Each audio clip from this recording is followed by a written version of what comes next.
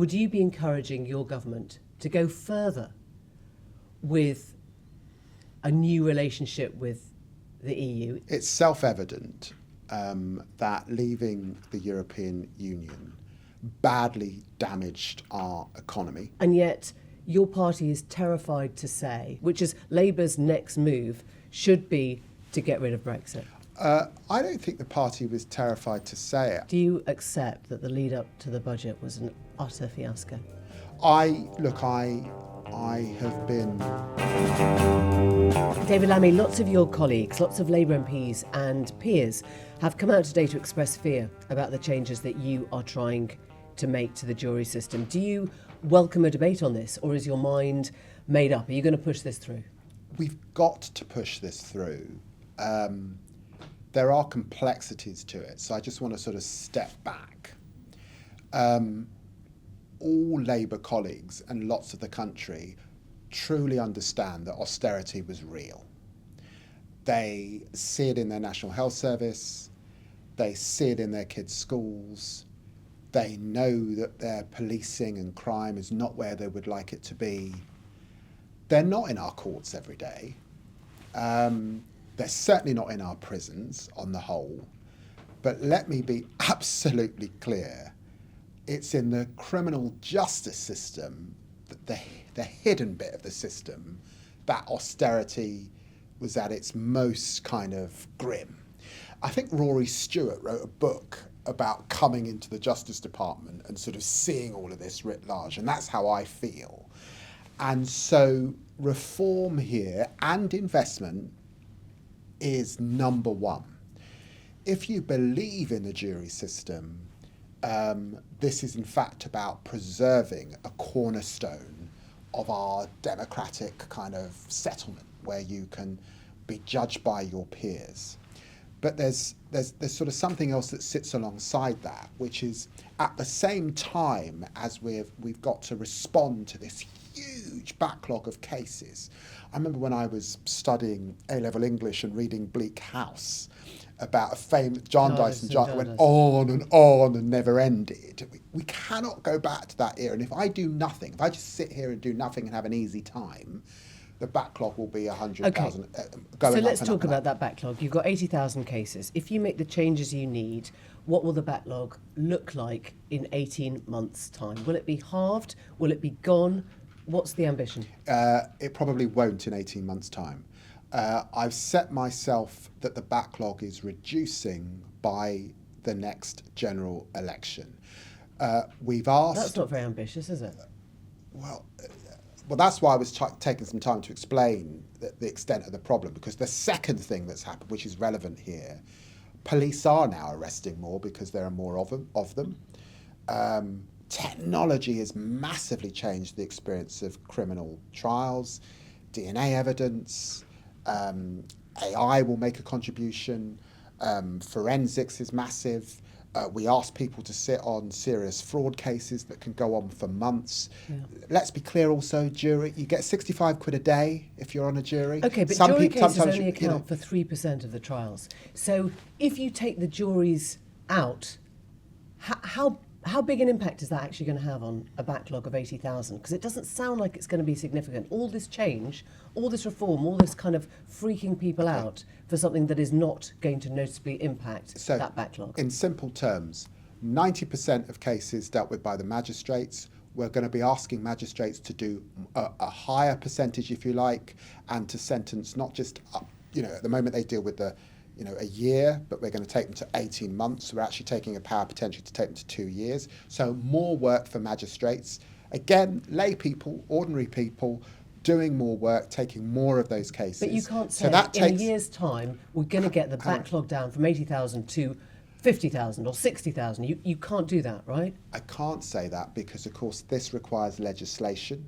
That legislation is introduced next spring. It's got to pass through the Commons, then pass through the Lords, then become enacted at some point in 2026, 27, and that's why we're getting to the next general election. But as I say, you've got the magistrates' court taking more, Then you've got up to 3 years, so from 18 months to 3 years, this new division of the Crown Court with a single judge.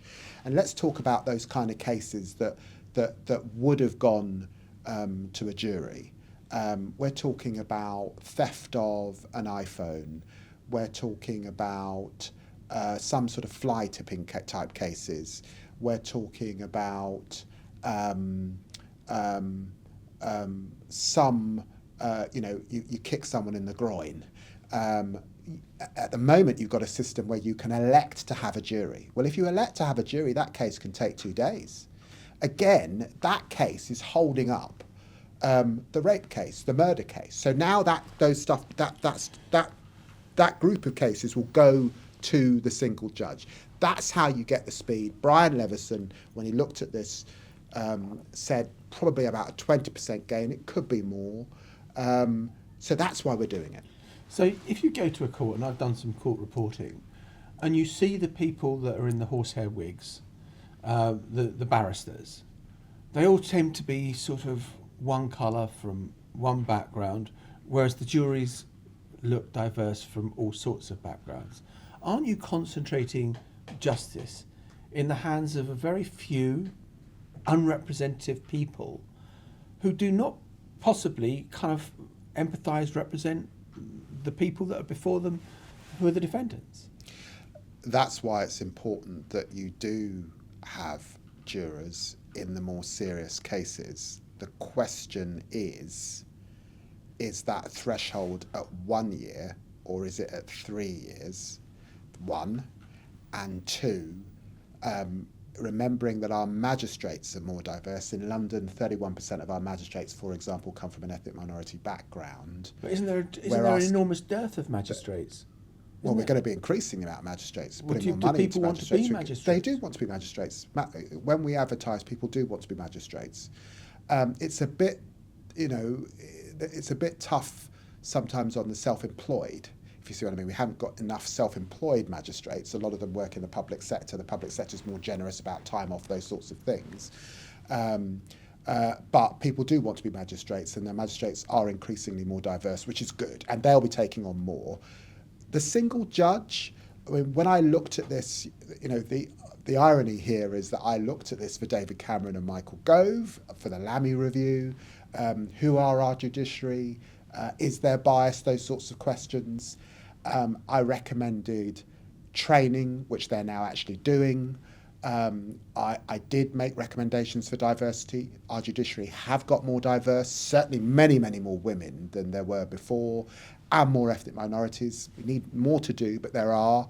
So I think taken as a whole, for this group of cases, this smaller group of cases that they're now going to do, this is the right thing to do to keep the system standing up, understanding that there is also a demand problem. There are also more cases on top of austerity. So we have to do something, and you might say we would have had to have done something. And if the world were very different and criminal justice had been invested in over the last 14 years, we might be in a different place, but we just aren't in that place. And one of the things I said, which you will recall when I was Foreign Secretary, is that I was going to be a progressive realist. I was going to meet the world as it is, not as I would wish it to be. And I brought that into this department. We've got to recognise austerity has happened. We have got this huge backlog. A woman should not be waiting 3-4 years for a rape case to come on. 60% should not be dropping out. That is unacceptable, and we can do something about it. Right diagnosis, wrong solution. That's what you're being told, though. Of course, everyone can see the diagnosis. But who's saying that? Who's saying that? Criminal barristers. Well, I remember, and you will... Well, Helena Kennedy. I mean, one of your own. You will remember... No, you just pulled a facial expression. No, I love Helena. She's what does that mean? She's a dear friend of mine. But I will remember when senior consultants said to the Tony Blair government, you cannot introduce targets for how long there are cancer waits and A&E waits. We govern when operations happen. And who would suggest that now? Come on. Well, what about that? Okay, so you talked about doing the review for Michael Gove and David Cameron and looking at this whole area. Your tweet of a few years ago from 2020 has been replayed and replayed and replayed. Robert Jenrick has called you a hypocrite. He's right, isn't he? You've changed your mind on it. I haven't changed my mind on jury trials. As I say, there's this sort of Robert Jenrick is, and he, perhaps he sees his job as to put out their disinformation. In order to run his argument, he has to give the impression that we're in the United States and everybody in the country gets a trial. And of course, 90% of people don't, because 90% of cases go to the magistrates. He then has to pretend that the 10% that go to the Crown Court, 7% of them don't plead guilty and then be sentenced by a single judge. And therefore, you're left with 3%. And actually what this is a debate about is about threshold. He quoted your own words back at you in the Commons yesterday. He quoted you saying it is important for justice to have jury trials. And it is. It is. And that's still the case. But let's remember, when I was tweeting that back in 2020, the backlog was sitting at about 42,000. Today it's doubled. And if we do nothing, it will double again. So either you sit there and do nothing and you're really purist and precious and you say, just pour money and that'll fix the problem, and it won't. Sir Brian has made that really clear, and I'm really clear. It won't. Money will not just fix this problem, or you get serious about reform. That's my job. But this now rests with you, as you're all too aware. People look at the justice system now, they see the stories of early release, they see the stories of prisoners being released by mistake, 12 this past month, I think it's 90 in the past 8 months, and it seems utterly shambolic. This is now on your watch. Will ending juries help address any of that? No, juries will not address that particular problem. So let's step back from that problem. That's really we've got 2 on the run today as we speak, and we don't know where they are or what they did or whether they're a danger. The prison system releases 57,000 prisoners every year. It's a paper-based system where prison officers make the appropriate decision as to when someone's come to a release date. There have always been, throughout all of our lifetime, prisoners who have been released inappropriately. Prisoners on the run. Hang on a day or two. Or a week or two. There have always been errors in releases, but there has been a spike over the last 4 to 5 years, and the reason there's been a spike is because we have a prison capacity crisis. The last government introduced 4 different pieces of legislation governing when you could be released, and we introduced emergency legislation when we came to office to deal with that prison crisis. So the complexity of the system for the courts and for the prison, determining who should be released on what day, there's about 500 pages of stuff to wade through. Then the last government sacked all these prison officers. They lost 6,000 in the early part of that last government. So the officers that we have doing this work are actually quite junior. Okay, so just to bring in Charlie Taylor, the prisons inspector says this is what happens when you revoke visas of prison guards, mainly West African prison guards. Will you be making it easier for prison guards from West Africa to work in the UK? Is that something that is now top of your agenda? Will you change visa rules? I don't think that particular bit of policy is governing this, but I'm very grateful for those officers that came largely from Nigeria, Ghana, into our country to support us. But you've just heard from the prisons inspector, Charlie Taylor, who says this is a major factor in the mistaken release of prisoners.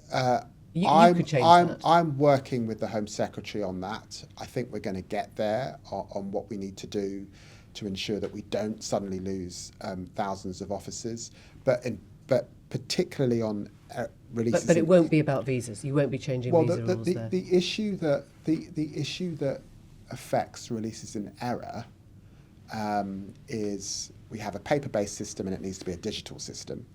I am bringing in a digital sort of crack squad to work with prisons, but the investment needed is a lot and will take time. So sorry, just back to those 2 on the run. Sorry, you sort of flew past that one. We've still got 2 prisoners on the loose today. We don't know where they are. We don't know. Emily, Yeah. nearly every week there are prisoners that are released in error. That has been the case for most of our lifetime. The numbers have gone up, but the number relative to the 57,000 is actually quite small, even though there's been a spike. The two people currently at large are not violent offenders, so it's important to reassure people of that. The police immediately get on this issue. Where there is a serious offender, that can sometimes become very public, and they release that data, so the public are helping with finding that offender, but often it's not at that level. We had the guy who had been in the Bell Hotel who gets mistakenly released, and you are christened Calamity Lammy. It felt like it had become a joke. The government had become a joke at that stage. You've explained the background. What does it feel like as the politician to be called Calamity Lammy? By the Mail? By my political opponents. You can't. I don't think you can be in the business of politics if you haven't acquired broad shoulders. I've been in politics 25 years.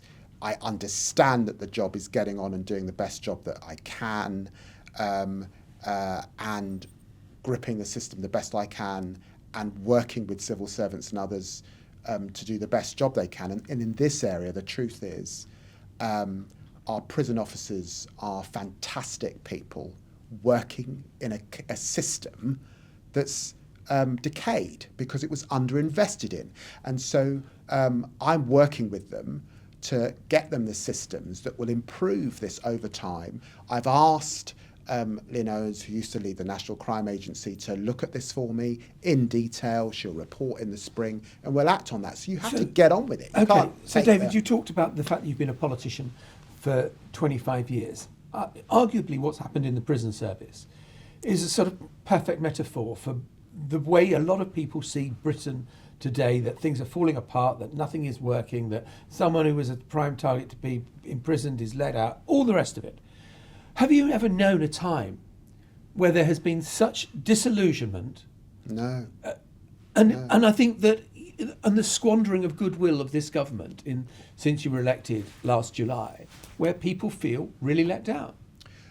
So, let's just step back and in a sort of strongly political way. So this is my second time back in government, and it does feel very different to when I served as a junior minister under Tony Blair and Gordon Brown, in a period of growth, in a period of investment in public services, in a much more optimistic period in Britain. As a politician, and I'm trying not to be partisan. The 14 years of the Conservatives, particularly that last period under Boris and Liz Truss, was terribly squandered. It was terribly.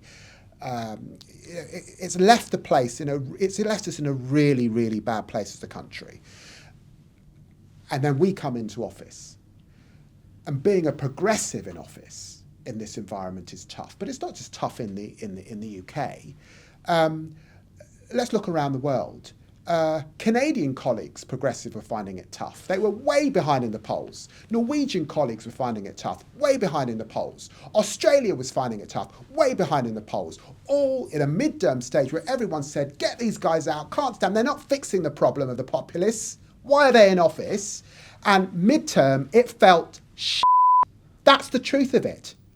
But you then get to the election, people start to see some results, the cost of living being the number one thing, and guess what? All those progressives coming back. I can't sit here as the minister. Vote of confidence just last week. Emily, John, it's not my job to sit here doom and gloom. It's all terrible. It's to get on with it. It's to demonstrate results. All governments make mistakes. But the lead up, the lead up to the budget, the briefing over whether Keir Starmer was facing a challenge and what West Streeting was up to, wasn't that absolutely clumsy and idiotic? All governments make mistakes. Some of them are self-inflicted. Some of them, like what we've been talking about, prisons, is the consequences of being in government, and then you have to act and respond to Some of them being in are self-inflicted. What was self-inflicted in the last month? Do you accept that the lead up to the budget was an utter fiasco? I have been really disappointed with some of the leaks that we've experienced in government. The government feels very leaky, and indeed my jury decision and the determinations that we're making collectively were leaked. That's not government working at its best. But the leaks over the budget seem to come from the Chancellor herself. I've never liked infighting amongst politicians and within political parties, and I don't think the public like it. I remember when I was first in government, people would say, "Are you Blair? Are you Brown?" And Okay, I'd say, so "No, I'm just clarify, black." were you one of those who felt let down by the Chancellor? We've been hearing in the press No, of cabinet colleagues who felt let down by the Chancellor. Not even vaguely. Tottenham. So what's your message to colleagues who've been telling the press that they are feeling let down? Emily, Tottenham is about 9th on the list of constituencies with experience of child poverty. I'm hugely grateful that she's made that decision. My constituents, they need help with their energy bills. They need those free prescriptions. I'm delighted with this budget, as tough as the So economic why do you think some of your colleagues were is. going out and saying, you know, we were led up the garden path, we went out and paved the way for income tax rises that never happened, we feel let down, we feel lied to? That's a cabinet minister. Cabinet ministers have been quoted as saying that. There's some of the briefing out, and I just, it's not my style. You guys know that. You've known me for a very long time. What would you say to your colleagues? Stop it. It doesn't help. It doesn't help the business of getting on with governing. Feeling cosy with journalists and having a drink and sort of bit about colleagues is not conducive to getting on with the business and serving the people of this country. So I can't stand it. I don't do it myself, and it's deeply counterproductive. So let me go back to something you said a moment ago, which was the period of growth, the period of investment when you were working for Blair and Brown. It was very noticeable that on Monday night, the Prime Minister made specific reference to Brexit. He said that leaving the EU had damaged the economy and it was an utterly reckless template for foreign policy. Would you be encouraging your government to go further with a new relationship with the EU, even if it meant rejoining a single market or a customs union? Is that what Labour should be talking about now? It's self-evident that leaving the European Union badly damaged our economy, took us out of an important marketplace and created serious friction, that untruths were being peddled by those that thought exiting the European Union would be a good thing. And it's why every single day that I was Foreign Secretary, I returned to the subject of our relationship with the European Union. I was keen to get back but I'm asking into something very specific. to the Foreign Policy Forum with other foreign ministers.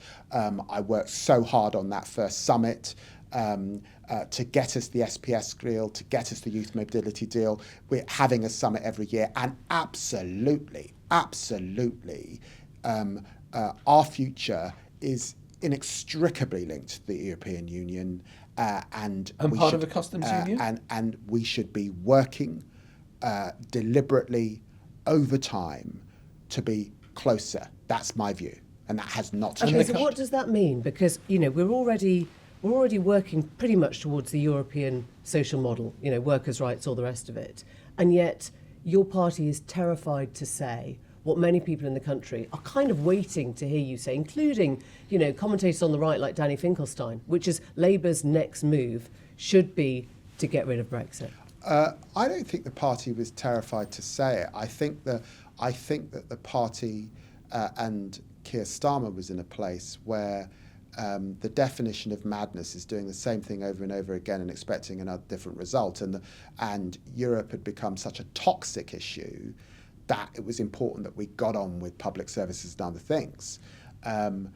But the damage to our economy is real, and pragmatically, it is certainly my belief, and what I was working for as Foreign Secretary, was fixing, like our SPS deal, like youth mobility, fixing things that would assist with that. Would you like to see us in a customs union or a single market? That journey of travel to me is self-evident. So the question, customs union? That is not currently Would you welcome it? Our policy. That's not currently where we are. But should it be? But you can see countries like Turkey with a customs union seemingly benefiting and seeing growth in their economy. And again, that's self-evident. So do you think that that could be part of a manifesto commitment at the next election? Looking at the example you've just cited very approvingly of what Turkey has of being part of some customs union. As you know, that would be subject to collective responsibility. You're the And deputy if I prime minister, suddenly Dave. said You're to the you deputy prime that minister. was the director general, that would be big line, Okay, that would be big headlines for the news agents, which I'm not going to do, John. But I totally respect you for pushing me and trying to get me to do it. Can I just ask you another question, which is related to, Deputy Prime Minister and former Foreign Secretary, of what's unfolding in Moscow now, where the talks seem to have hit the buffers. The American negotiating side is a property developer and the president's son-in-law. I mean, it's not the Foreign Secretary, it's not the National Security. It's not the Secretary of State, it's not the... What do you make of it? Well, from my experience working closely with Secretary of State Rubio and Vice President Vance, they are very engaged at the critical moments, and all presidents and sometimes prime ministers actually have envoys that they charge with getting on and doing the work. On the substance, I am pleased that we have a US president attempting to get progress and attempting to bring about peace and the end of this war, but I am sceptical that Putin was ever going to come to the table seriously, and my judgment is that in order for him to do that, it's maximum pressure strategy. That is largely where Europe has been. I'm pleased that America recognised with changes to their position on Russian oil, but it's pressure. It's pressure that will get them there. So I'm not surprised that Putin is, if you like, poo-pooing the shared agreement across Europe, Ukraine, and indeed some of what he was proposing. I'm not surprised that we're in that position because it's pressure that will actually bring him properly to the table. Just a final thought. We're both Tottenham Hotspur supporters. Yes, we are. It was a shocking game a couple of weeks ago with Arsenal. Who's going to last? Fulham on my family side. Yeah, she's push that in. Who's going to last longer, Thomas Frank or Keir Starmer? Keir Starmer. Keir Starmer. So you don't rate Thomas Frank's chances much? I hope that Frank is there, and I spoke to the new leadership at Spurs, and frankly, supporting Spurs and supporting the Labour Party have similarities. We don't win enough. We don't win enough. But the new team at Spurs are in the longevity business and actually want to replicate some of what they've seen at Arsenal. David, sorry to kill the vibe, which was a brilliant vibe, but that is the point, isn't it? That Labour has won enough. It has won big. It has won this extraordinary majority. You had the chance to do something really incredible and bold and revolutionary. And a lot of the disillusionment that we sort of feel now is possibly coming from a sense that you've squandered that. Really serious. I really want to answer that question really seriously. The Labour Party in power in the 20th century was in power for 22, 23 years. I think we're going to get a lot more in the 21st century.